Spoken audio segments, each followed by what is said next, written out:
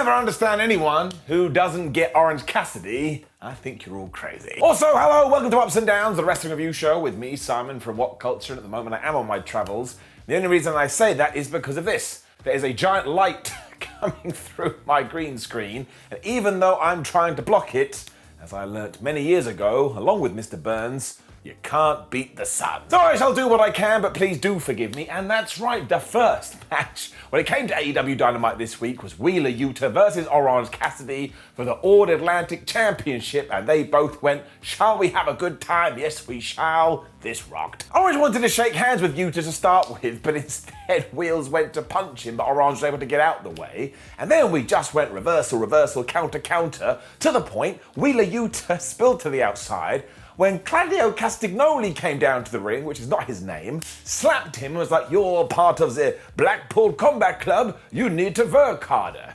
I don't know why he talks like that, because he's not French. It worked though, because all of a sudden Yuta was busting out all of these dives, so I actually think what Castagnoli said to him was, don't forget it's 2023, you know what wrestling move to do. He also threw Cassidy over Alan the announce table, so this was getting really nuts, and somehow, when Orange went for a crossbody, Wheels turned that into atomic drop, so he got him right in the penis.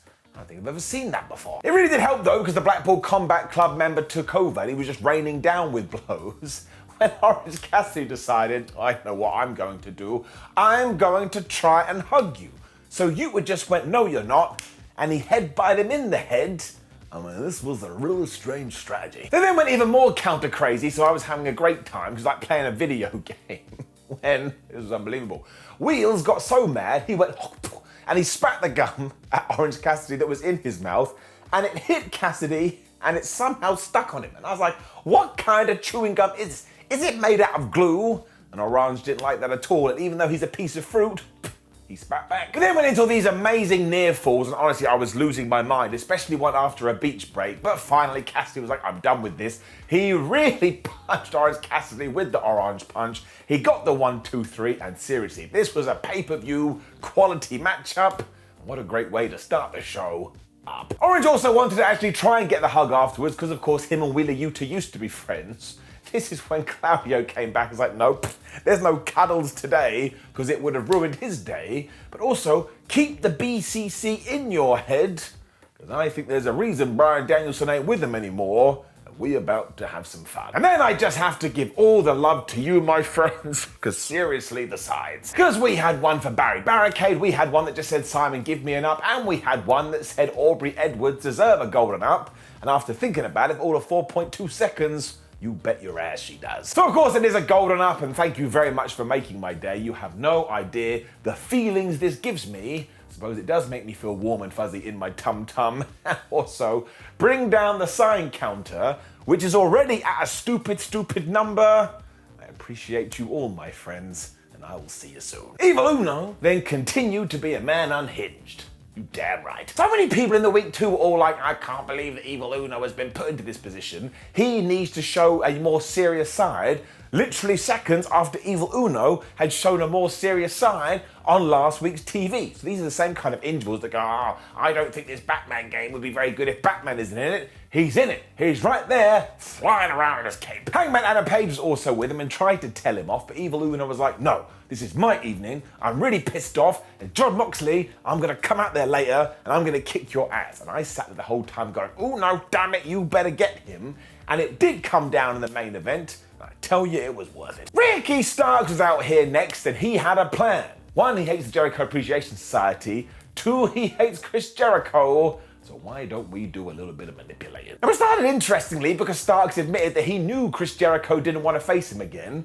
So he's just going to leave him in the past and walk on to pastures new, which is why he has an open contract for the Revolution pay-per-view. And it's time to figure out who he's going to face. This is when Chris Jericho came out and he was all like, listen, you don't get to decide when you're done with me. I get to decide when I'm done with you. And while I am done with you, I'm also not done with you. I was like, did I hear that right? That didn't make any sense. Don't forget though, the reason it works so well is because Jericho is a heel, so he can say whatever the flub he wants. So when he went on to say, also, I know you beat me, but you're still not on my level, you're meant to go, I can't believe these things are coming out from your teeth. he's a bad guy. From nowhere, this is when Peter Avalon walked out, and he wanted to accept Ricky Stark's open challenge, so Jericho saw him and just gave him the Judas effect. Because I'm a terrible person, I started to laugh, but this was just like this weird appendix. I don't know why we did it, but never stopped. Starks then continued to get under Jericho's skin by saying, okay, sure, let's fight again, but it's not going to mean anything because the Jericho Appreciation Society will probably get involved, so it's null and void. And the whole time, Chris was like, I don't really enjoy these things that you're saying to me. Don't you know who I am? I'm the Wizard Chris Jericho, and I've done it all. So essentially, Ricky was able to kind of work him over to the point Jericho was like, all right, well, you've got this deal. I'm going to sign it. There was then this amazing bit where he didn't have a pen, but Ricky Starks had a pen, so he gave the pen to Jericho and he held it up like he was going to add someone to the list. And I know that certain individuals don't like this kind of stuff. I loved it. And yes, I just kissed my knuckle. It doesn't indeed mean that when we get to the Revolution pay-per-view, we are now going to do Ricky Starks versus Chris Jericho round 2. And even though Jericho acted like he had got one over Rick here, of course Starks looked into the camera, he gave us a little wink, because this was his plan all along. So it was nice and simple, it was effective, I enjoyed it, and don't forget, if Starks does beat Jericho again, adds the pay-per-view, and goes on to have a terrific 2023, that's only going to make him a bigger and bigger star. It's all fine by me. Up. We then just had the best video for the tag team battle royal that was going to happen later, because we went through all the teams and everyone was being like, oh man, I'm going to win, I'm going to be the greatest person ever. Well, we cut to the best friends. They were like, I don't know, we can't guarantee anything. It's the sole reason I wore this t-shirt today, which does say Goofy Wrestling for Life, and yes, somehow you can get this on Pro Wrestling Tees, but my word, did I laugh out loud. I need this sort of stuff in my life all the time. It reminds me why I love sports entertainment. So much so, I am giving it an up. Cue the rage. And then the Acclaim beat Lee Moriarty and Big Bill, mostly because the Acclaim lost their tag team titles recently, so they need a bunch of wins. Caster also dropped a soft reference during his rap, so everybody enjoyed that as we did some more insider baseball, kind of, but not really. Otherwise, this was just a fun AEW tag team title match. And when we came back from the commercial, all of a sudden the bad guys were in control. I can't make those jokes when we do All Elite Wrestling, because I watch on Fight TV, so I get to see everything. I feel very privileged. Let's just say that it was Big Bill who was able to do this because his name is Bill and he's big.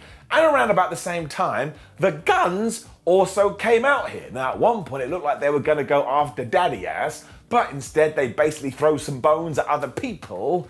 And I'm going to keep an eye on this, because I think Billy Gunn may be about to screw us. Anthony Bowens also got the hot tags, and he went absolutely crazy, including doing this weird reverse fireman's carry slam thingamajig when he found Billy Gunn, and they did some scissoring. After Big Bill had Big Billed some people, he at one point went blah, blah, blah, blah, and did the scissor thing too. Everyone was so mad. So once again, this is why wrestling really tickles me. You can take your fingers and stick them together, and a bunch of fans will go, well, now I'm pissed off. During all this fracas too, Bowens was able to hit the arrival when Max Caster came off the top with the elbow drop. They got the 1, 2, 3, and I think we need to keep an eye on this. There's a lot going on the tag team division at the moment. Maybe, just maybe, FTR are about to return. That's complete speculation by me. Giving it an up. Jungle Boy then got mad. Good. Because Tony Schiavone was ready to chat to Christian Cage, but before Christian could say anything, Jack Perry jumped him and started to kick the absolute shit out of him, when he also went, ta-da! I've got 2 chairs, why don't I give you a concerto? Which, don't forget, is attempted murder. I think Jungle Boy knew this too, and he had feelings down in his tum-tum of going, Christian, we used to be friends. I don't know what to do. So he hesitated so long, Cage was able to get back to the feet, and he beat up Jungle Boy. He also whacked him right in the balls and slammed his head so hard into a damn chair that the boy from the jungle started to bleed. Now, I'm sorry, I like AEW a lot, but there is a lot of blood, so I am happy to introduce you a brand new counter here on Ups and Downs, the AEW Blood Machine, or the ABW. And all we're going to do is every time we do see blood, we shall add an extra figure to the machine, even though that makes absolutely no sense. So we're on 1, obviously, but by the end of the night, This may actually be above double. All of this has made the feud more personal though, and it was pretty personal to begin with. And of course, when we get to Revolution, it shall be Christian Cage versus Jack Perry, and Jungle Boy should beat him, and then he should continue his quest to become a singles champion in 2023, because then, much like Ricky Starks, he can have a terrific year, and by the time you get to the end of the 12-month period, he will be a bigger super duper star. And that's what we need right now. Keep the churn churning. I'd never be a good farmer. Quick video for Samoa Joe versus Wardlow after this, and they too are going to compete at the pay-per-view for the TNT title, and honestly, the things they say to each other are so damn good. But it was time for Saraya versus Skye Blue.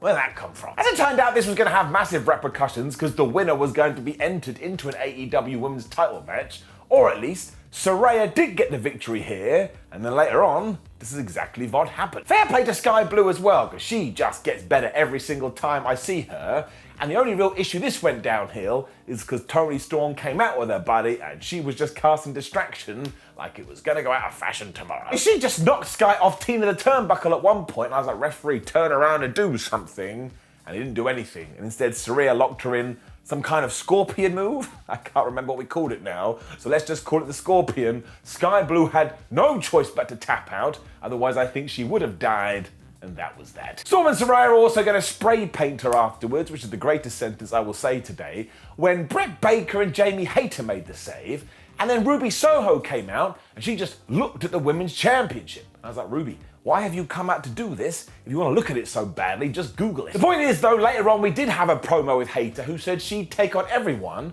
So now at Revolution, it is Saraya taking on Jamie Hayter, taking on Ruby Soho for that their title. So surely we also need to find out which side Ruby Soho is going to pick.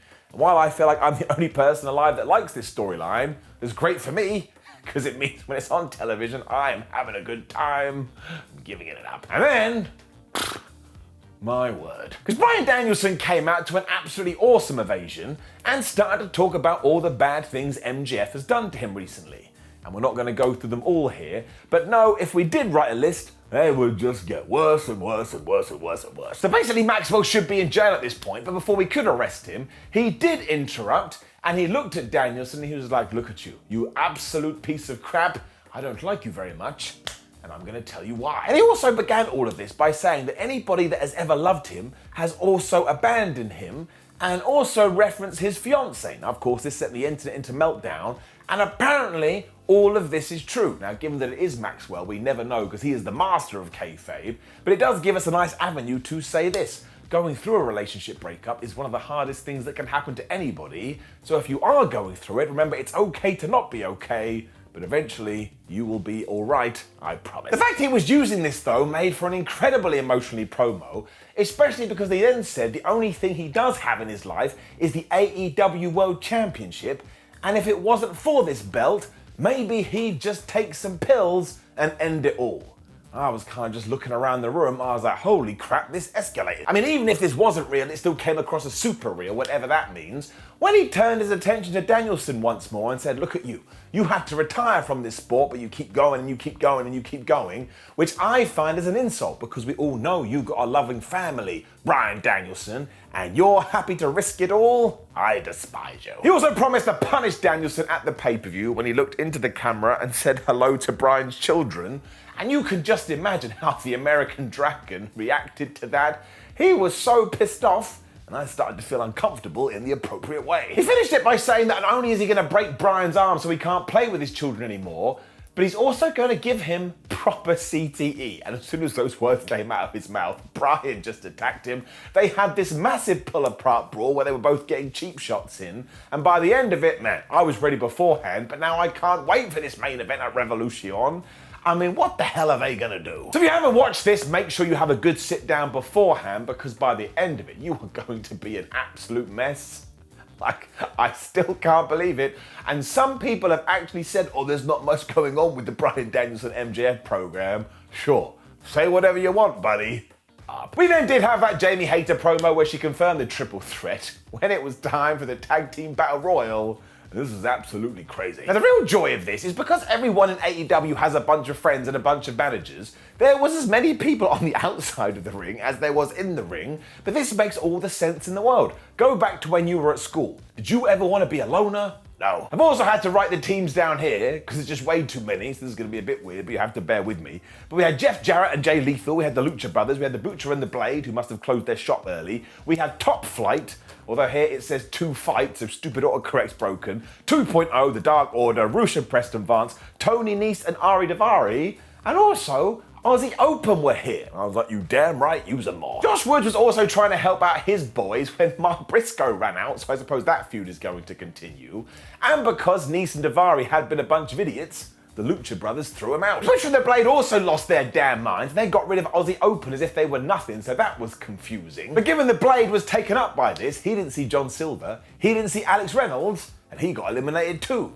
I think Darius Martin also got thrown over the top rope, but this was bonkers. It was also around this time I realised that Daddy Magic and Cool Hand Ange hadn't even bothered to get in the ring.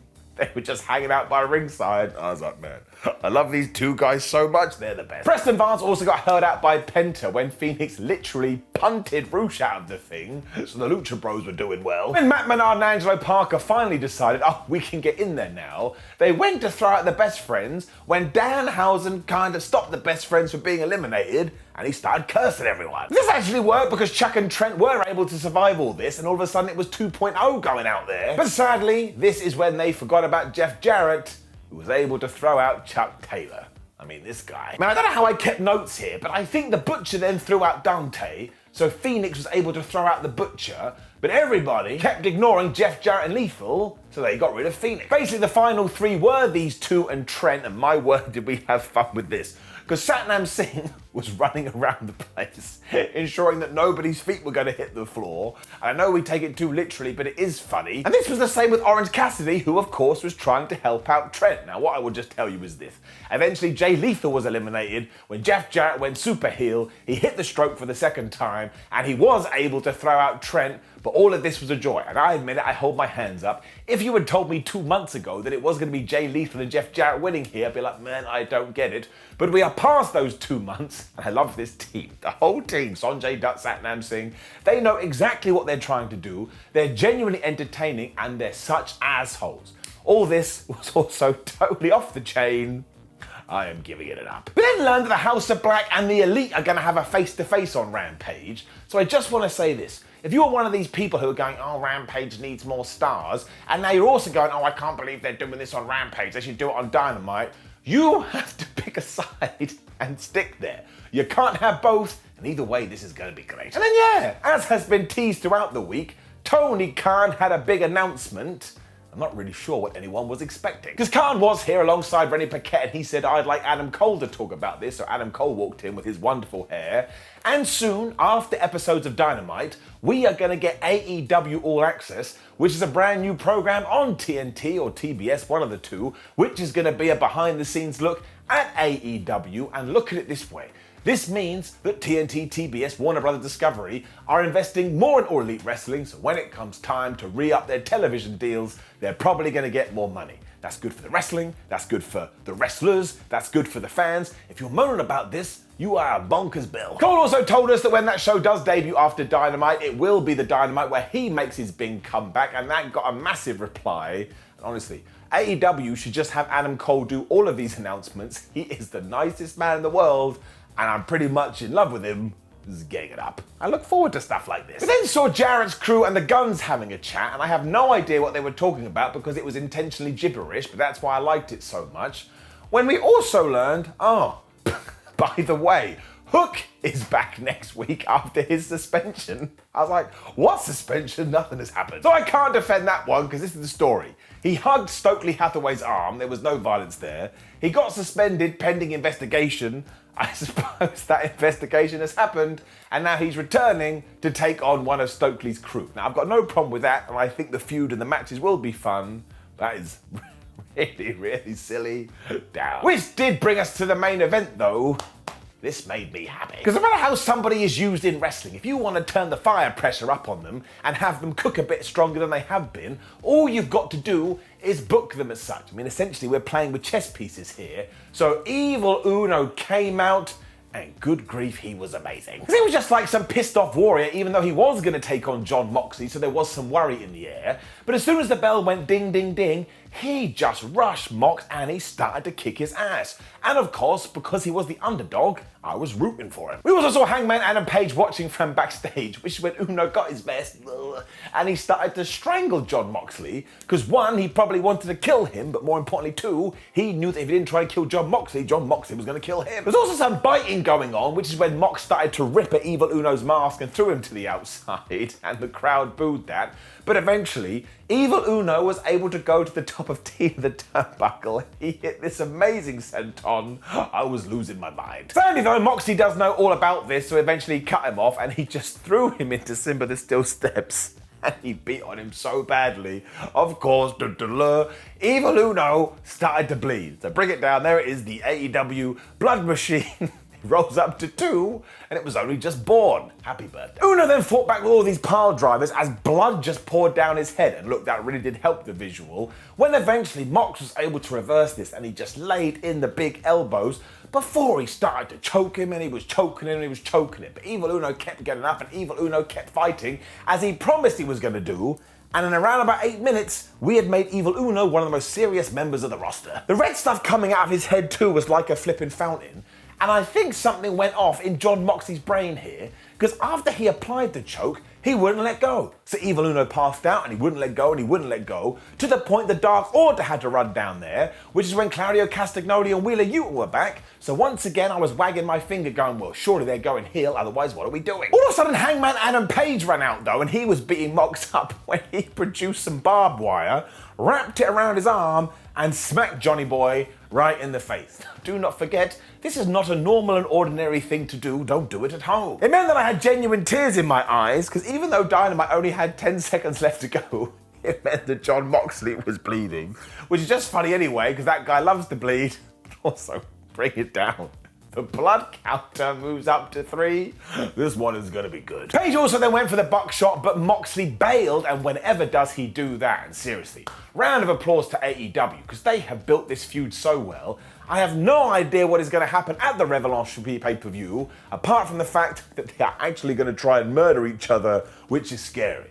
So I am giving it an up, because it's worth it, but also 2, Hangman Adam Page may run in here with a barbed wire arm. Once again, that shouldn't be a thing. So this really was just wars all over the place, and I thought this was a terrific Dynamite. I mean, the balance between promos and matches seemed pretty much perfect. Long may it continue. Giving it up. Now please do click one of the videos on the screen to stay on WhatCulture Wrestling and watch more content. Like the video, share the video, and subscribe. And of course, there's other ups and downs you can check out. We are on social media at WhatCulture WWE and Simon Miller 316. If you would like to check out our website, it's just whatculture.com. My name is Simon for WhatCulture. Thank you for joining me as always. Sorry for the crazy light behind me. Maybe I'm dead and I've ascended. It's not true and I shouldn't have said it. Goodbye.